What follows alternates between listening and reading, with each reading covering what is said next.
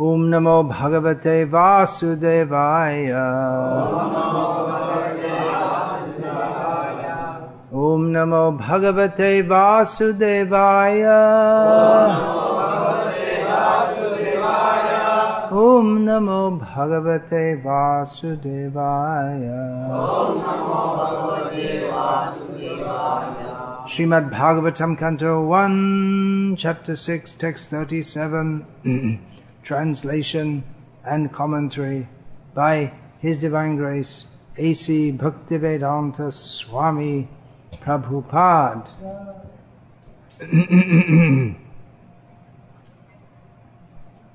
Sutta Uvacha Evam Sambhasya Bhagavan Narado Vasavi Sutam Amantrya Virnam Ranayan Yayau Yadrichiko Munihi.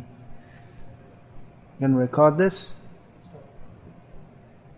Oh, from here it looks like it's off. Sutta Goswami said, thus, addressing Vyasadeva, Srila Narad Muni took leave of him, and vibrating on his Veena instrument, he left to wander at his free will. Purport: every living being is anxious for full freedom because that is his transcendental nature. And this freedom is obtained only through the transcendental service of the Lord. Illusioned by the external energy, everyone thinks that he is free, but actually he is bound up by the laws of nature. A conditioned soul cannot freely move from one place to another, even on this earth, and what to speak of one planet to another. But a full-fledged, free soul like Narada, always engaged in chanting the Lord's glory, is free to move not only on earth but also in any part of the universe, as well as in any part of the spiritual sky. We can just imagine the extent and unlimitedness of his freedom, which is as good as that of the Supreme Lord. There is no reason or obligation for his traveling, and no one can stop him from his free movement. Similarly, the transcendental system of devotional service is also free. It may or may not develop in a particular person even after he undergoes all the detailed formulas. Similarly, the association of the devotee is also free. One may be fortunate to have it, or one may not have it even after thousands of endeavors. Therefore, in all spheres of devotional service, freedom is the main pivot. Without freedom, there is no execution of devotional service. The freedom surrendered to the Lord does not mean that the devotee becomes dependent in every respect. To surrender unto the Lord through the transparent medium of the spiritual master is to attain complete freedom of life. Every minute or something there's some sound. That's that sound. What is that? Then again it will come. That's it again. What is that sound?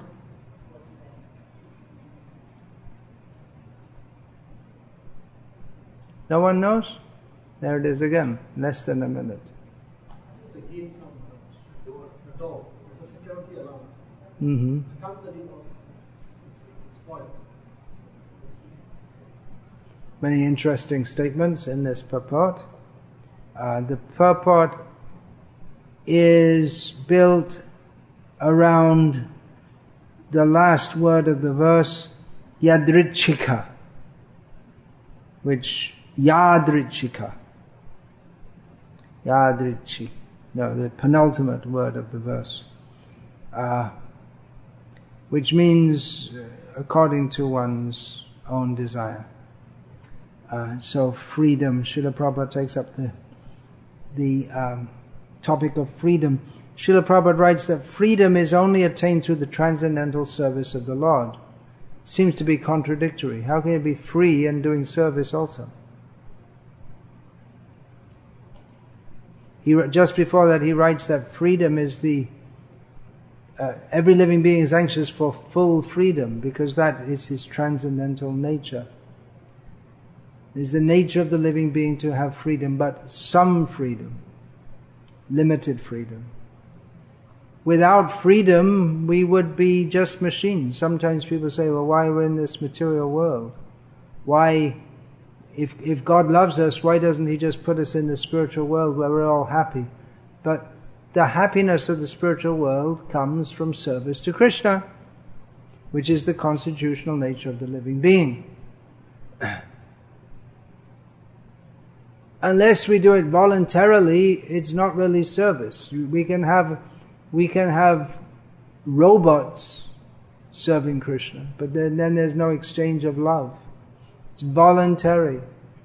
One serves someone else for various reasons. One reason is out of fear.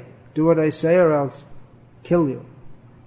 Another reason is to get some money. People work for money. They get money. They're not working for love of the boss. It's not that, oh, I love my boss so much, so I go and work. They may hate their boss, but they want money from him, so they can't show their hatred.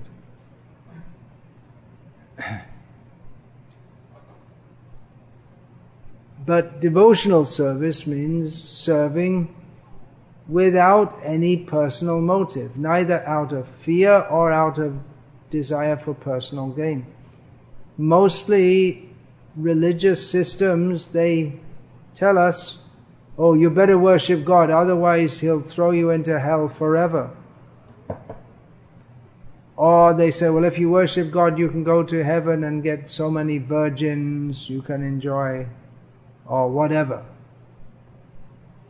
But that's not love. Love means when we serve just because we want to please the other person and we don't want to get anything back. And when one does that, one is situated in one's constitutional position and one is free from the modes of material nature. Srila Prabhupada states that full freedom is the transcendental nature of the living being, but this statement of Srila Prabhupada's we have to understand in the context of other statements of his, wherein he states that we only have limited freedom. Our full freedom, that means the maximum extent of our freedom we can get when we are fully in Krishna's service. Otherwise we're never fully free.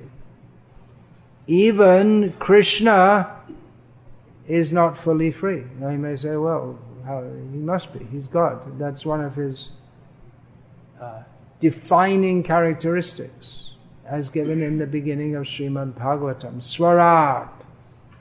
He is independent. But he puts himself under the control of his devotees. That's mentioned in Srimad Bhagavatam. Bhrityavasya. Krishna's condition of being controlled by his devotees is his greatest glory. Even though he says at the beginning of Bhagavatam states about Vasudeva, the supreme truth, that he is Swarat. Constitutionally he is Swarat, or independent. But because he has the nature to love, therefore he himself says, as we find later in the Bhagavatam, Aham bhakta paradhina nahiya swatantra, and Ivadvija. He says to Durvasa Muni, I am dependent on my devotees, I am not fully independent. So the desire to be free, that is a natural desire, but we are limited in so many ways. It's a natural desire to not want to be restricted in so many ways. In this material world we're in a prison, it's like a prison house, and we're restricted in so many ways and we feel discomfort due to that. Actually, I wanted to speak on this topic because Just I was speaking with this one devotee who drives a taxi here, Ravin, and we were talking about religious affiliation in Singapore. People are religious. Mostly people are the Chinese, the Malays, the Indians, who constitute most of the population of Singapore. They're mostly all religious. So I said that. But he said that nowadays there are more and more free thinkers. They like to use the word free thinker, which means that they don't accept any religion. If you have to fill up some form for the government, you have to put your religion. So Hindu, Muslim, Buddhist, and some people put free thinker. Free thinking is the idea that, well, if you're a Hindu or a Buddhist or so, you have to accept someone gives you some idea and you have to follow it. If you're a Christian, you have to believe that Jesus is the only begotten Son of God and He died on the cross to save us from our sins. If you're a Muslim, you have to believe there is no God but Allah, and Muhammad is His final prophet. La illallah wa illallah Muhammadan Rasulullah, as they say. It's probably not the correct Arabic translation, but then probably most Muslims don't properly pronounce it either. But that's the idea. There's certain things you just have to believe. So the idea of being a free thinker is that, well, you don't accept what anyone just tells you. You think for yourself. Just because someone tells you, oh, you're born in a Muslim family, so now you're a Muslim. Or you're born in a Christian family. Actually, no one says I'm born in a Christian family. Hardly. They'll be more specific. Catholic, they'll say.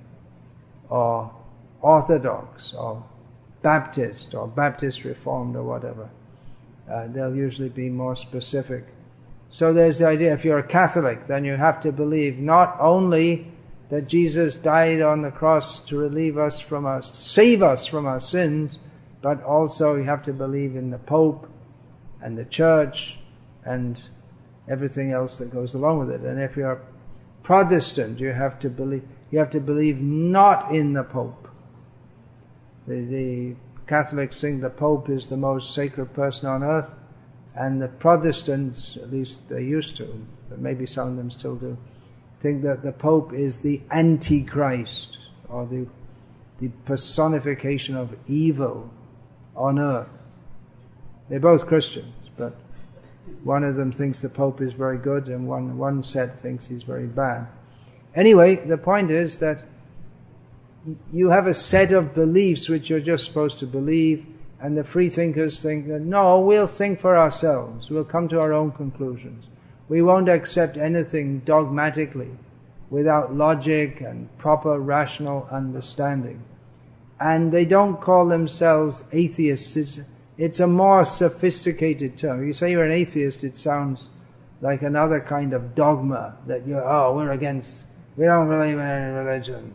They also have their blind faith. Just like the people who believe in some God, they blindly believe, and the atheist blindly doesn't believe, or is against the idea. But the free thinker, sounds very sophisticated, you see.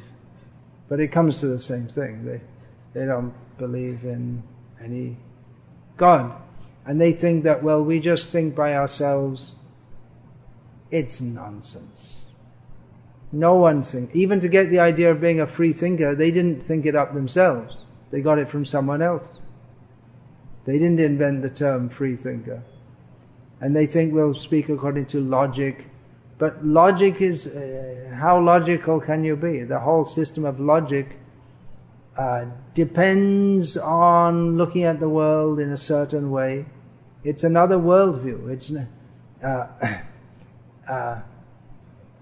We think that we'll just be neutral, and whatever knowledge is there, we'll examine it, and then we'll decide what to believe and what not to believe. But in a neutral way, but no one's neutral. Everyone is preconditioned to believe certain things and to not believe certain things. There are so many things come up which defy the scientific status quo. So many things. The scientists, whatever it may be, there may be spontaneous combustion, people just lying in their bed and they just burn to death. Their whole body just burns. There are various instances of this. No one sets them, they're just lying there and then they burn to death. Or there are instances of people reading other people's minds, or instances of people who have memories, they can remember every single thing that happened in their whole life in great detail.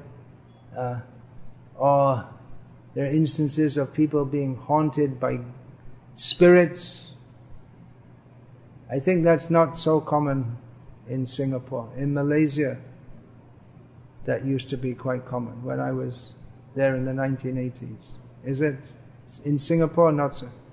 But in Malaysia, you'll find possession by spirits is quite, or used to be at least. Many things could have happened in the last 30 or so years. So like this, there are many things which scientists can't explain. But they try to explain it, or they, in some way, try to make some, what they think, a rational explanation. Things which appear to defy logic, then they make some kind of, often very convoluted explanation. So they say they're free thinkers, but inherent in their system of thinking is a presupposition that everything is explainable by the scientific method, the materialistic method, that there is no spirit, there is no God. They presuppose that there is no spirit, there is no spiritual dimension, there is no God. They say, well, if we can explain everything in material terms, then what do we need to speak of any God, or anything spiritual? But they come to everything with a bias, a presupposition that there is nothing but matter as we know it. So the free thinker is actually not very free in his thinking. Everyone is constrained by trividha sima. There are three categories of limitations of our mind. They are time. We're in a certain time block. We don't know how people, what their culture, what the general way of thinking was. Even if we go back 100 years in Singapore, we'll find the way people related with each other, the way they led their lives was very different to now. So we're limited by time. We're limited by space. Narada, he's not limited. He can go wherever he likes in space, in the material and the spiritual world. He's free. But we are very limited. We may say, well, I'm free thinking. But your free thinking won't help you to go beyond time and beyond space. We're all limited by birth, death, old age and disease.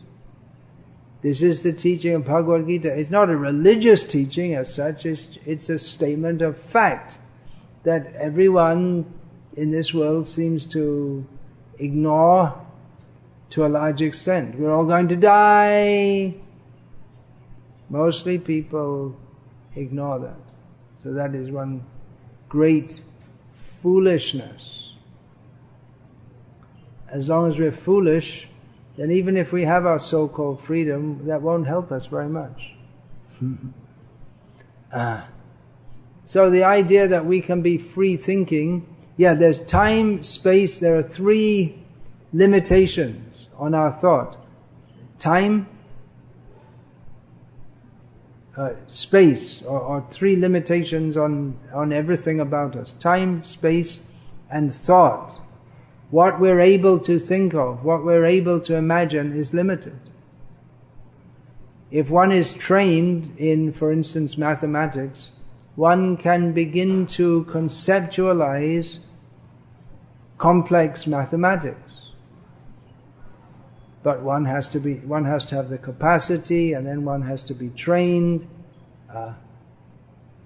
Otherwise, our ability to mathematically conceptualize is limited. We're not free. The very fact that we are limited means that we're not free. Only God can be completely free because He is unlimited. We are limited. So to call ourselves a free thinker, well, I'll think according to logic and come to my own conclusion. But how can we come to any conclusion? We have so little knowledge of this world and what goes on within it. How can we come to any conclusion? Simply by our own logic. And especially those who are free thinkers, they put a lot of trust in the scientific method, which relies at its base level on observation. But there are problems with observation. Knowledge acquired by observation is supposed, according to the scientific method in its most basic form, it's supposed to be the base level of our knowledge. But there are so many problems with scientific observation also.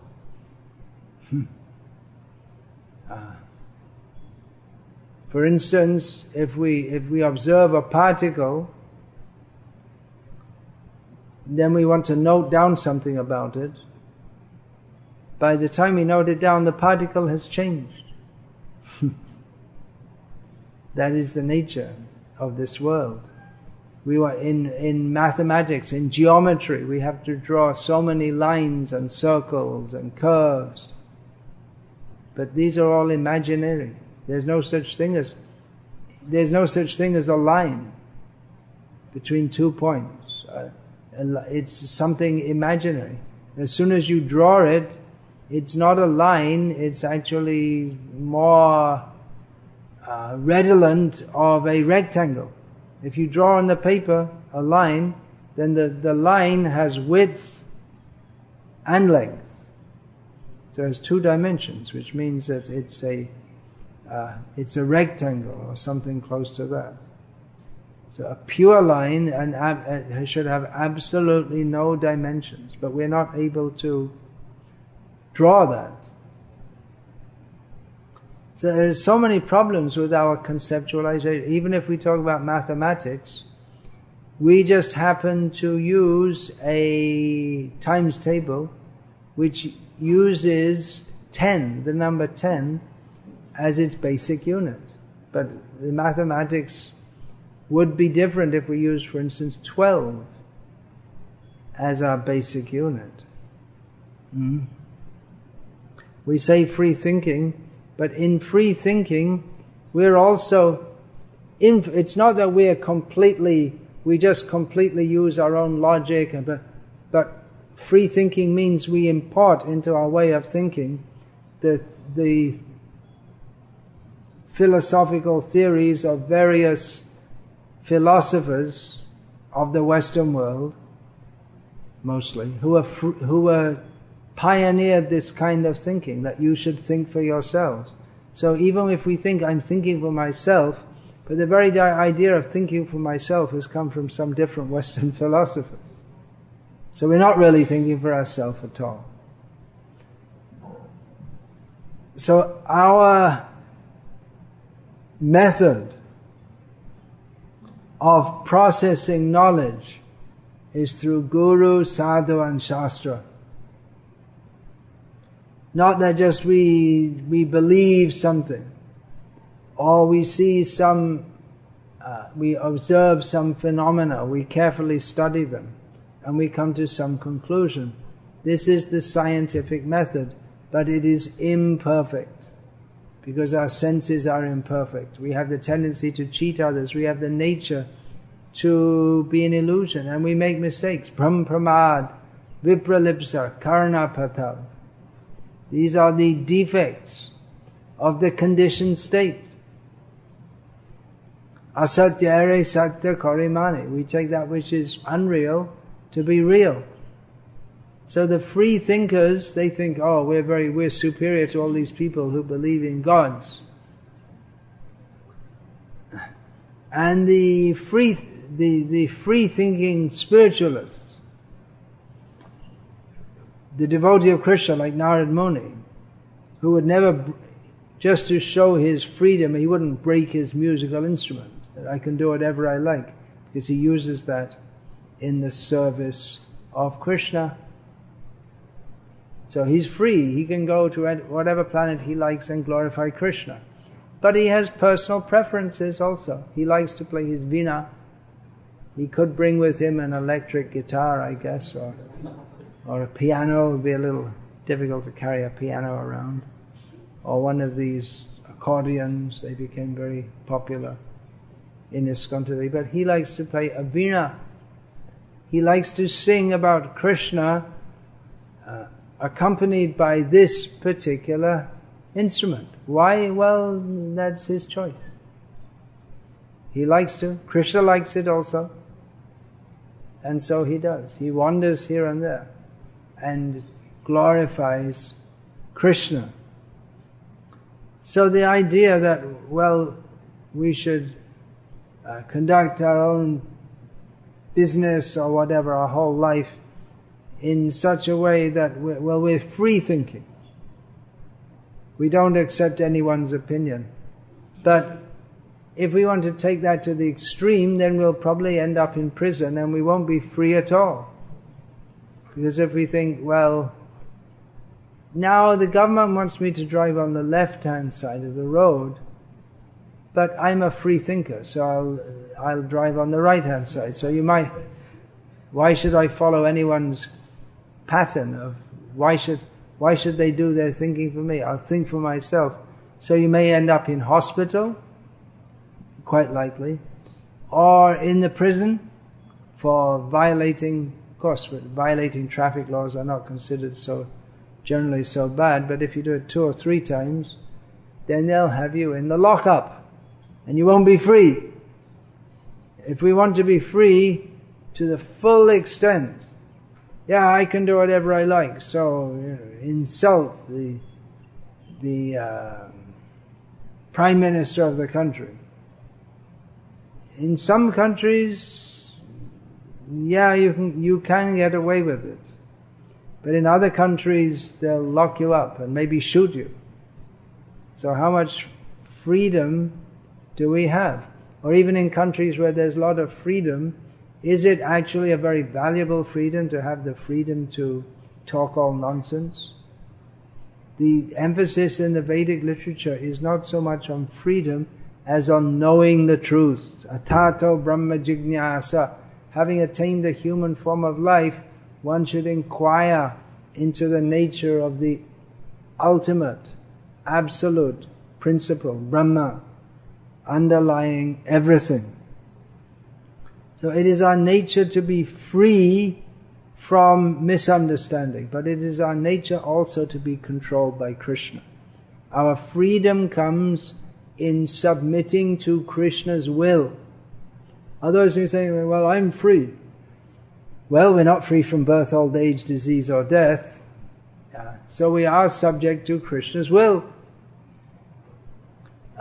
Krishna oversees all these things. Upadrashtanu mantacha. So he oversees everything. We may say, well, I want to be free from all of that. But we can't. Because by constitutional nature we are controlled by Krishna. So this whole idea of free thinking, it's not a good idea. Rather, we should accept that there is knowledge of reality which exists independently of our endeavors to try to understand reality without understanding the ultimate reality.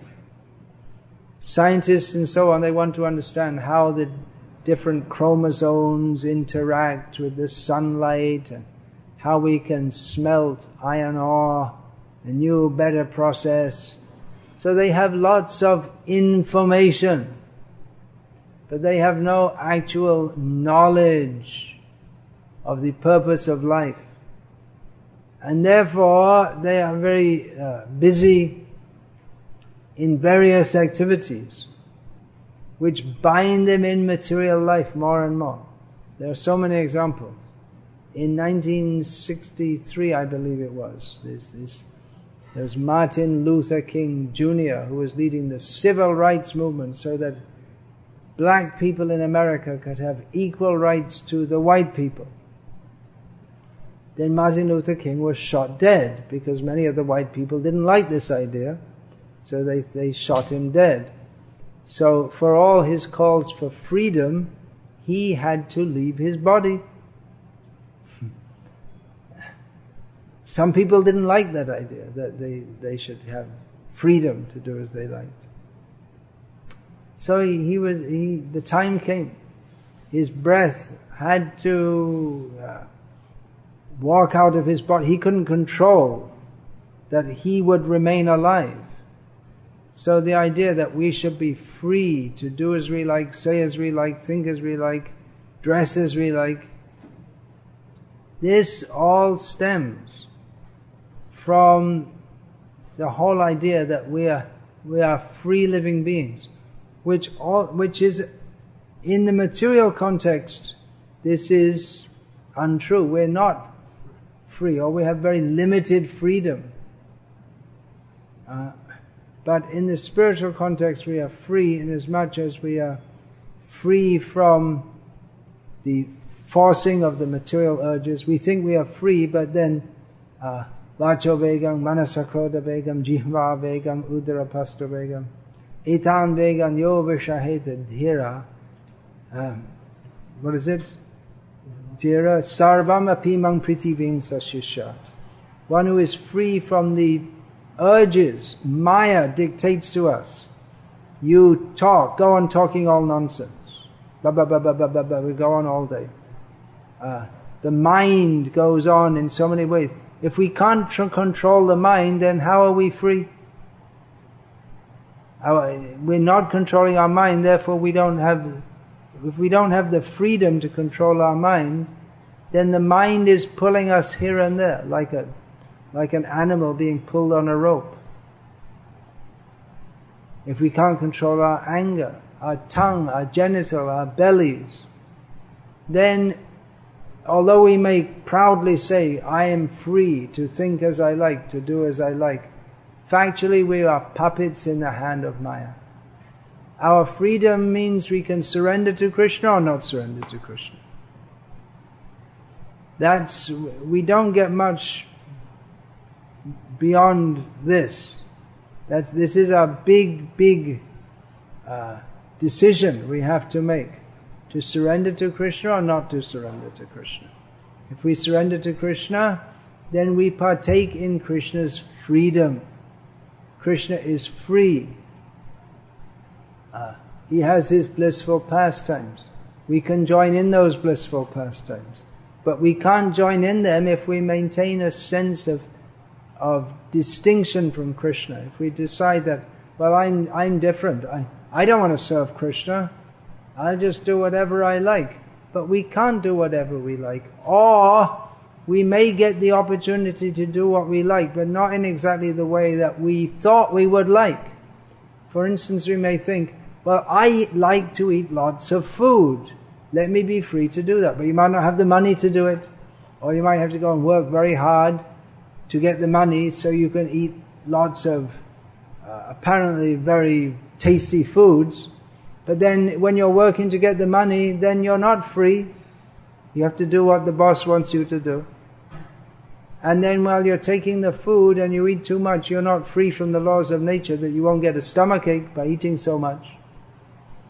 And although as a human you may eat so many foods, but the desire to eat so many foods will propel us to another body in which we may not eat very nice foods at all. that is stated that by Narottam Das, that Nana Joni Shodafiri Kadarja Bokhana Kore. That we go to different bodies and we eat all kinds of horrible things. That we're impelled by the modes of nature. When a snake catches a mouse to eat it, the snake thinks, oh, very nice, but we wouldn't like to eat. Would you? How many people here would like to eat a live mouse? Anyone? We're impelled by the modes of nature because we think, well, I'm free, I'll do whatever I like. But we're not free to do whatever we like. We're impelled by the modes of nature. And if we don't surrender to Krishna, then we have to go to the lower species. In the human life, we have some measure of independence, to be free thinking. Actually, some measure of free thinking is required at the beginning of one's spiritual life. One should think, what do I have to do to understand reality? That I should do, having attained this human form of life. But if we don't do that, then we just float through life trying to find things for sense gratification. And to apparently support our sense gratification, we come up with so many arguments. Well, I'm a free thinker, therefore I don't surrender to any religion or any God. Any bona fide religion has various restrictions on its followers, with the idea that certain activities will impede one's spiritual advancement. So in Krishna consciousness we have certain rules. Rise early in the morning is one of them. Observe Ekadashi. And it may be a little tough to do it. You may think, well, there's so many rules. It's already 8 o'clock in the morning. I didn't eat anything and I want to eat something. Or it's Ekadashi. I had to fast. I'm so hungry. Give me some food to eat. So we may think that because these religious systems, they give us rules to follow, it's better not to be religious and just do what you like. But we can't do what we like. We're controlled by the modes of nature. For instance, if I wanted to, I don't want to be in Singapore, I want to be in New York City, but we can't go there. Well, we could by booking a flight on Singapore Airlines. I believe they fly direct Singapore to New York. Anyway, we could take a flight and go there. It would take so much time in between being here and being there. We have to have enough money to pay for the ticket. We need a visa to go, most of us here. So it's not that we have freedom that, well, we can just go anywhere and do what we like, as we like. We're restricted in so many ways. So we should accept the principle that we are restricted. We don't have full freedom to do whatever we like, wherever we like, however we like, if we like. We're so restricted. We have so many restrictions on us. Physically, we can only be in one place at a time. Then mentally, we can't remember so many things that we'd like to remember. Time is also a limit. If we have to make choices about what to do and what not to do, often the time before the decision is to be made is very limited. We're also limited by the amount of education we get. Someone who has got much education, they can consider more about what to do. But if one takes to Krishna consciousness, he gets the best education all at once. Raja Vidya Raja Guhya Pavitramidam Uttamam Pratyaksha Dhamyam Susukam Kartanavayam. Not only does one get all knowledge, but one gets all happiness by engaging in this most pure path of Krishna consciousness. So that is the highest level of freedom we can get, is in Krishna consciousness. Otherwise, we're just imagining that we're free to think as we like. But the laws of nature are very stringent. If we fail to surrender to Krishna in this life, then we have to go to another material body in our next life. Whereas in this life, if we dedicate our life to Krishna, then our body becomes spiritualized, just like an iron rod in a fire becomes hot like the fire. So similarly, those who take to Krishna consciousness, they become spiritualized. And then they can become free from the lower impulses of eating, sleeping, mating, defending, of material lust, anger, greed, and so on. So that's the best freedom we can hope for, is to be free from all these degrading influences that are within our minds. Otherwise, the idea that I'll be neutral and I'll just judge everything on its own merit. But we can't do that. For instance, it's not possible to understand everything or even to use everything without having some basic help from others. What happened?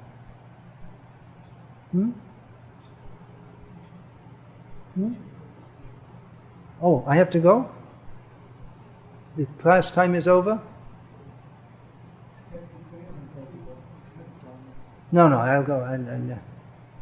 I'm free to stay if I like. I don't have to go now. He's telling me I should go.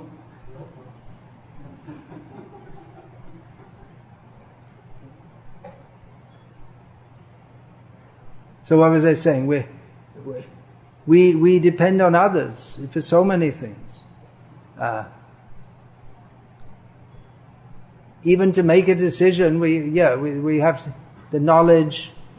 We say, I'm a free thinker. I believe in science. So I believe in relativity theory. But we have faith in Einstein. We don't understand relativity theory. So this whole idea, I am free. I'll make my own decisions. But to make decisions, we have to about what I believe in, what I do. Basically, free thinker means they're skeptical. They don't believe in anything. But mostly they have faith in science because they think it's on a very logical basis. But there are so many limitations to science. Logic, observation. Scientists make so many mistakes. They thought Pluto was a planet. Now then they said, no, it's not a planet. Now they want to make it a planet again. There's a move to restore Pluto back to planet status because they made more observations.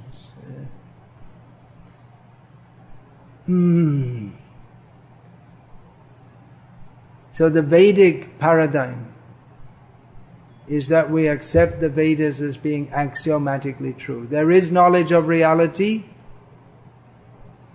There is reality. The Vedas, they give us knowledge of that reality. Amnaya praha tattvam. That knowledge has to be received through the disciplic succession.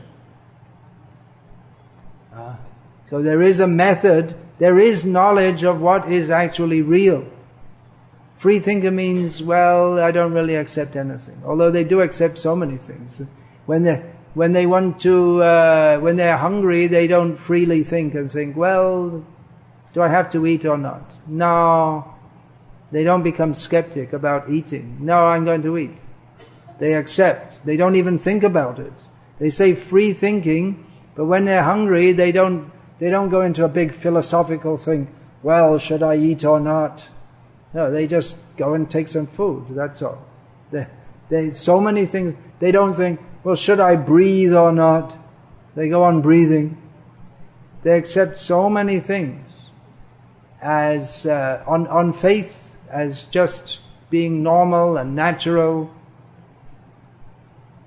So that there is an underlying basis to everything as accepted by the followers of the Vedas, that there is knowledge which we can access that knowledge by the Vedic system, which means through the parampara from Narada, who is from Vyas, Narada, Vyas, who are mentioned. Both of them are mentioned in this verse. There are knowers of the truth, Tattvadarshi. We can get knowledge from the Tattvadarshis, the seers of the truth. But we have to submit ourselves to them. Otherwise we can't learn. That's true in anything. To learn about free thinking, you have to learn about it from the different philosophers who have recommended this kind of free thinking. But if you challenge them at every second, then you can't even learn what their philosophical system is. So to learn about the ultimate truth, one has to make oneself humble before those who know it. And we say, well, how can you know who knows it? You may think, well, we're caught in a circle here, circular reasoning.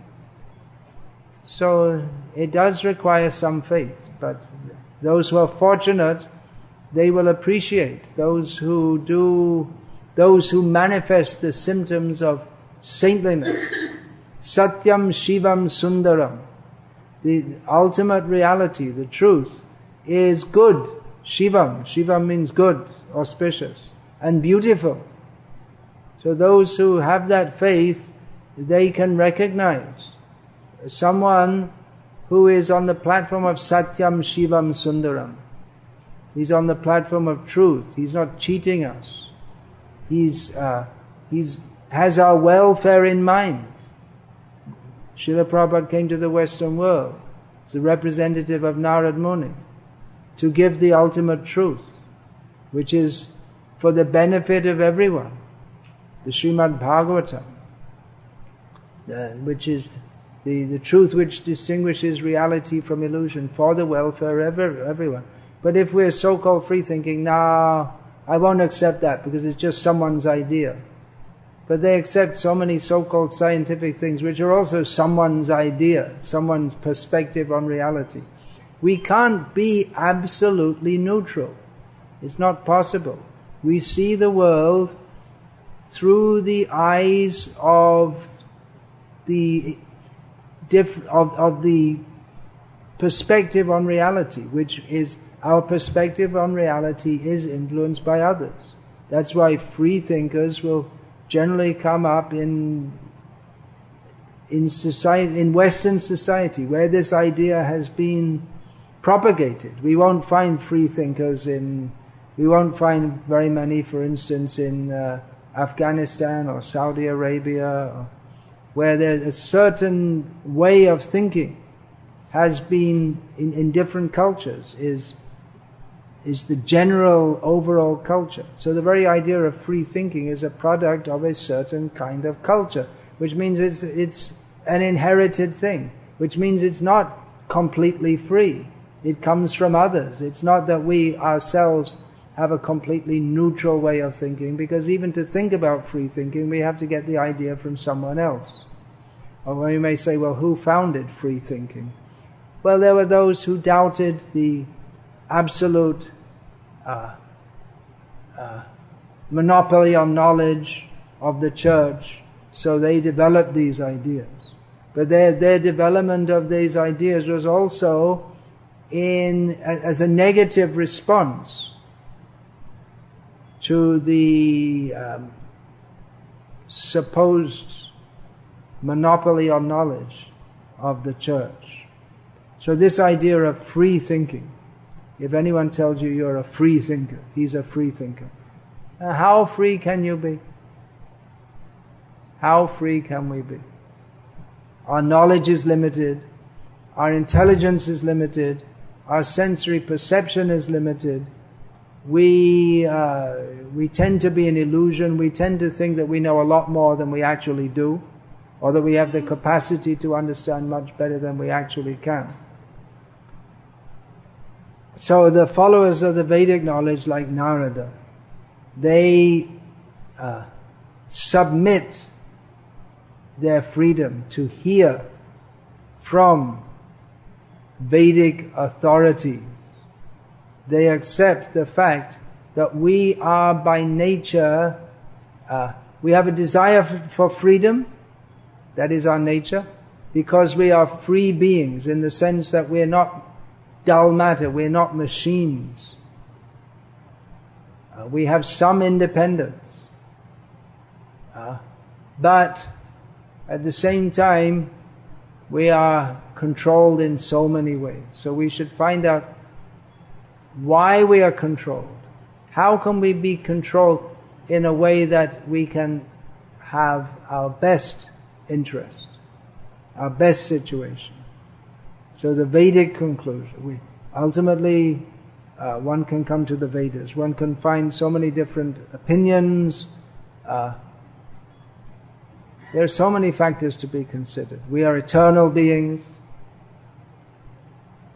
It's not, as often Srila Prabhupada would say, it's not a question of opinion, it is a fact. It is a fact that we are eternal beings. And Prabhupada would often give the example that if you see, for instance, if you see a child and then you come back 20 years later, it's the same person. The body has changed, the mind has changed, the person is the same. So what stayed the same?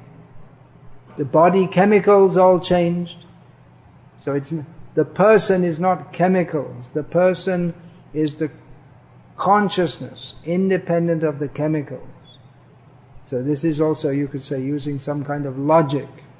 Actually, logic is not the best methodology, but for people who don't want to accept the statements of Shastra, then we can use this logic to establish the same point.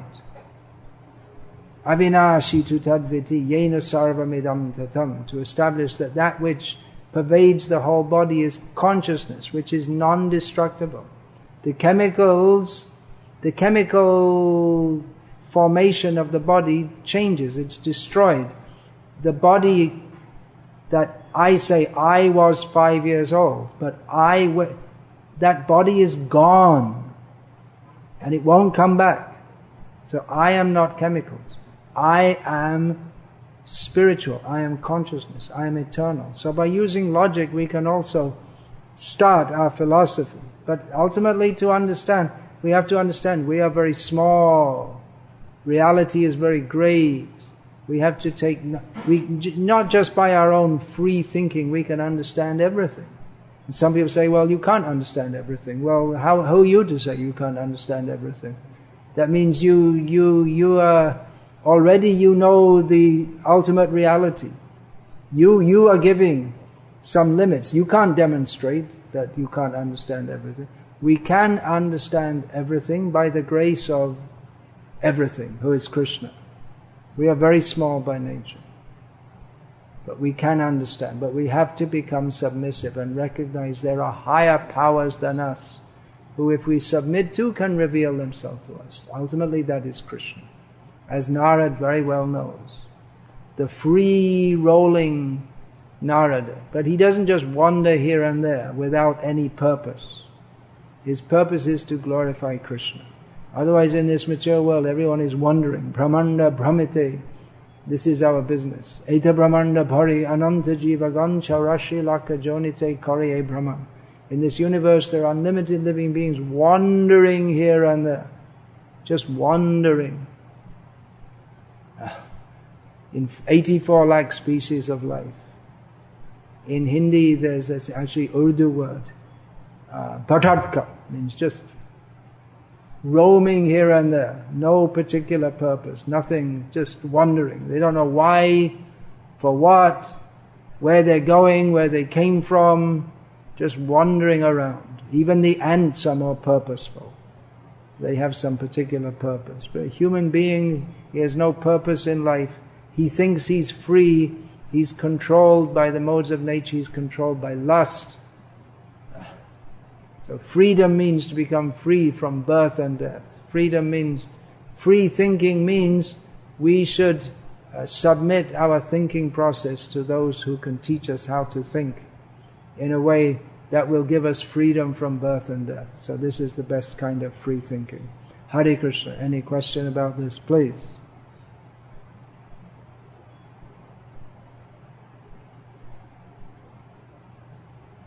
Yeah.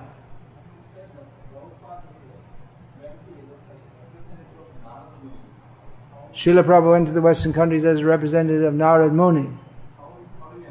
How do we understand that? It's very easy, because Narada is a disciple of Brahma, who is a disciple of Krishna. Narada's disciple is Vyasa. Vyasa's disciple is Madhvacharya. In the Madhva line there are so many gurus. And coming down through Madhavendra Puri, Ishvara Puri, Chaitanya Mahaprabhu, down to Prabhupada. So Srila Prabhupada is representative of all the previous acharyas, including Narada. Why specifically mention Why I specifically mentioned Narada? Well, if you had come at the beginning of the class, you might have known. The verse mentions Narad Muni, but you weren't here to hear it, because you were free to wander in late.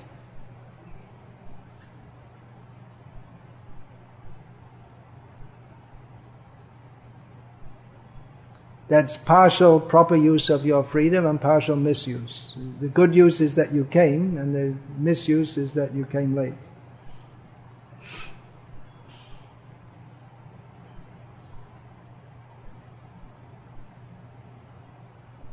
You may have a good reason.